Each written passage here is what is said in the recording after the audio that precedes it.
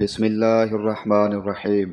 عیینہ بن عبد الرحمن کہتے ہیں کہ مجھ سے میرے باپ نے بیان کیا کہ ابو بکرہ رضی اللہ عنہ کے پاس شب قدر کا ذکر کیا گیا تو انہوں نے کہا، جس چیز کی وجہ سے میں اسے صرف آخری عشرے ہی میں تلاش کرتا ہوں وہ یہ ہے کہ میں نے رسول اللہ صلی اللہ علیہ وآلہ وسلم سے ایک بات سنی ہے۔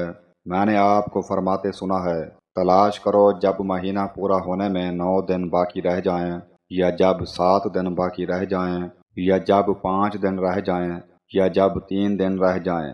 ابو بکرہ رضی اللہ عنہ رمضان کے 20 دن نماز پڑھتے تھے جیسے پورے سال پڑھتے تھے، لیکن جب آخری عشرہ آتا تو عبادت میں خوب محنت کرتے۔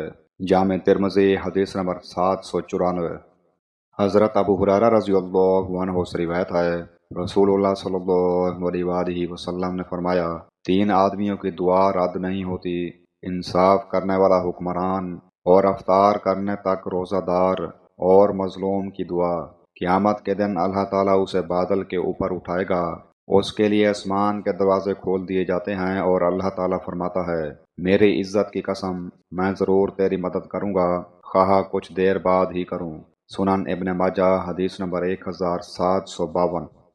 نبی کریم صلی اللہ علیہ وآلہ وسلم کی زوجہ مطہرہ عائشہ رضی اللہ عنہا نے بیان کیا، حضرت صلی اللہ علیہ وآلہ وسلم مسجد سے اعتکاف کی حالت میں سر مبارک میری طرف حجرے کے اندر کر دیتے اور میں اس میں کنگھا کر دیتی۔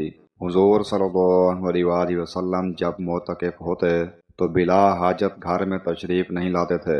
صحیح بخاری حدیث نمبر 2029۔ حضرت ام عمارہ رضی اللہ عنہا سے روایت ہے، انہوں نے فرمایا، رسول اللہ صلی اللہ علیہ وآلہ وسلم ہمارے ہاں تشریف لائے تو ہم نے آپ کی خدمت میں کھانا پیش کیا۔ آپ کے پاس موجود افراد میں سے کوئی صاحب روزے سے تھے تو رسول اللہ صلی اللہ علیہ وآلہ وسلم نے فرمایا، روزے دار کے پاس جب کھانا کھایا جاتا ہے تو فرشتے اس کے حق میں دعا کرتے ہیں۔ سنن ابن ماجہ حدیث نمبر 1748۔ حضرت ابی بن کعب رضی اللہ عنہ سے روایت ہے کہ نبی صلی اللہ علیہ وآلہ وسلم رمضان کے آخری عشرے کا اعتکاف کیا کرتے تھے۔